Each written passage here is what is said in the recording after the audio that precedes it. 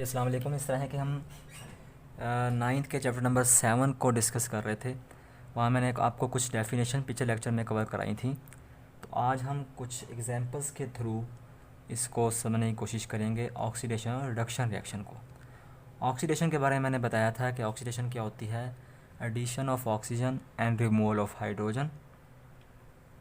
ठीक है। रिडक्शन क्या होती है, रिडक्शन होती है addition of hydrogen and removal of oxygen. ठीक है।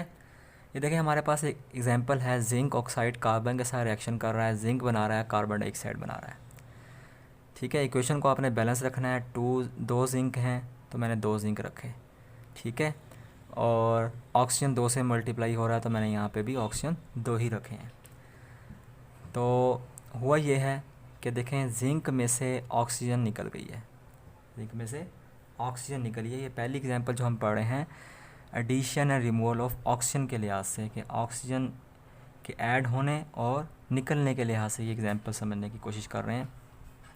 जिंक ऑक्साइड में से अगर आप देखें ऑक्सीजन निकल रही है, ऑक्सीजन अगर निकल जाए कौन सा रिएक्शन होता है, रिडक्शन रिएक्शन होता है।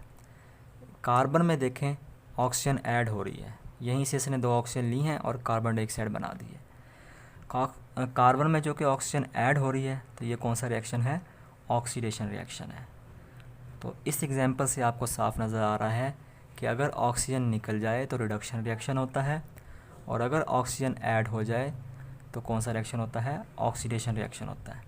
अगले एग्जांपल की तरफ आते हैं जो कि क्या है, हाइड्रोजन की एडिशन और रिमूवल के लिहाज से एग्जांपल है। ठीक है। इसमें देखिए हाइड्रोजन सल्फाइड क्लोरीन के साथ रिएक्शन कर रहा है, सल्फ़र बना रहा है और हाइड्रोजन क्लोराइड बना रहा है, हाइड्रोक्लोरिक एसिड बना रहा है। ठीक है। देखें 2H 2Cl मिलके क्या बना देंगे, 2HCl बना देंगे। अगर आप इसमें देखें H2S में से S निकल रहा है, वो H2S में से H2 निकल रहा है, S बन रहा है। ठीक है। और यहाँ पे देखें क्लोरीन में हाइड्रोजन ऐड हो रही है, 2 हाइड्रोजन 2Cl क्या बन गए, HCl 2HCl बन गया।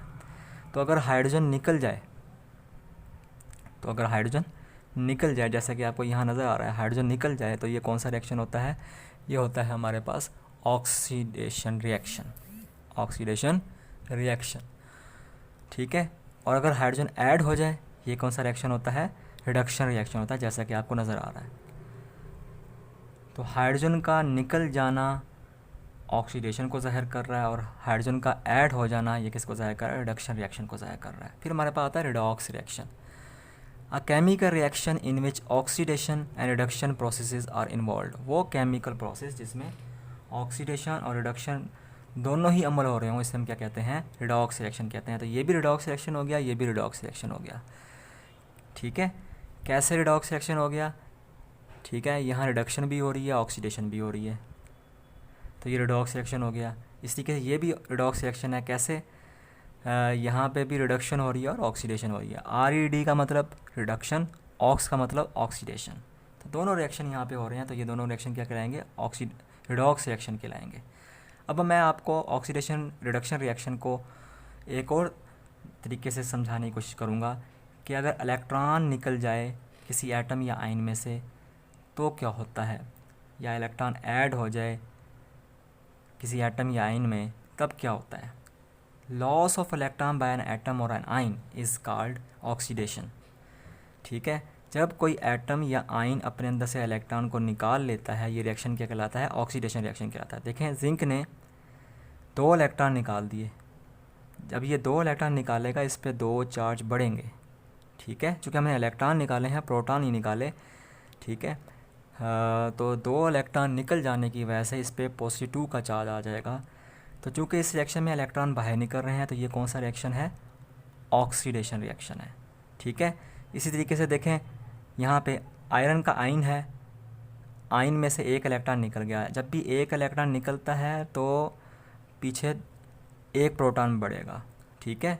और अगर 2 इलेक्ट्रॉन निकलेंगे तो पीछे 2 प्रोटॉन बढ़ेंगे। तो यहाँ हमने 1 प्रोटॉन और बढ़ा दिया, 2+ से हमने 3+ कर दिया, 2+ से 3+ कर दिया। देखें यहाँ इस आयन में से इलेक्ट्रॉन निकल रहा है, तो निकलने की वजह से, इलेक्ट्रॉन के निकलने की वजह से हम इसे क्या बोलेंगे, ऑक्सीडेशन रिएक्शन।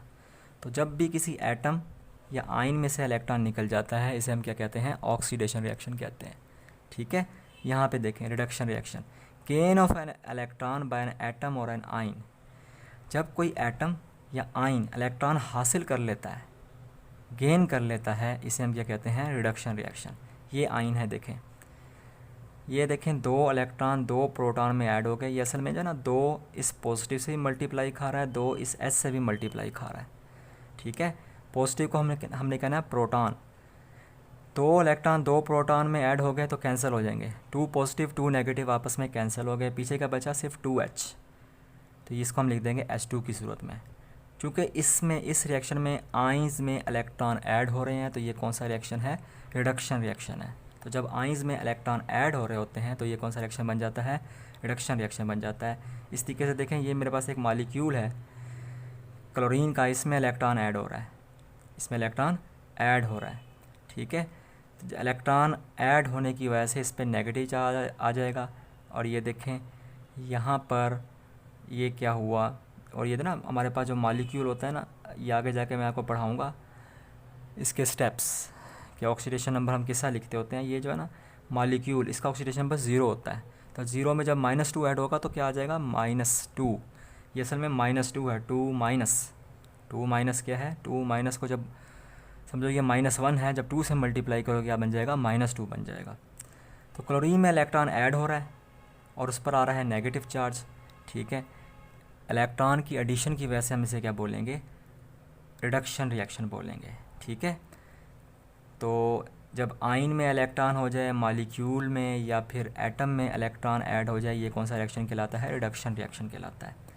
और ये रिएक्शन आपने बड़े अच्छे तरीके से समझ लेना है। मैंने कहा यहाँ पे 2 पॉजिटिव चार्ज का मतलब 2 प्रोटॉन हैं, ये 2 ना सिर्फ इससे मल्टीप्लाई खा रहा है बल्कि इस H एटम से ही मल्टीप्लाई खा रहा है। तो ये 2 प्रोटॉन 2 इलेक्ट्रॉन से कैंसिल हो जाएंगे, पीछे 2H बचेंगे, हमने उसको H2 की सूरत में लिख दिया, मॉलिक्यूलर हाइड्रोजन की सूरत में लिख दिया। और यहाँ पे देखें क्लोरीन है, क्लोरीन में 2 इलेक्ट्रॉन ऐड हो रहे हैं। ठीक है, तो ये मैंने कहा जब Cl2 होगा, H2 होगा, ठीक है, Br2 होगा, इस किस्म के जो हमारे पास मॉलिक्यूल होते हैं उसका जो है ऑक्सीडेशन नंबर क्या होता है, 0 होता है। तो यहाँ पे 0 है, 0 में 2 इलेक्ट्रॉन ऐड हुए, 0 - 2 इज इक्वल्स टू -2। ठीक है, तो अगर आप इसको गौर करें ये -2 ही है, 2 को -1 से मल्टीप्लाई किया, क्या बन गया, -2 बन गया। ठीक है, तो हमने आइंस में इलेक्ट्रॉन को ऐड किया या मॉलिक्यूल्स में हमने इलेक्ट्रॉन को ऐड किया तो क्या बन गया, ये कहला गई रिडक्शन रिएक्शन। तो आपने जो है ये सारे टॉपिक्स एक मरतबा देख लेने हैं।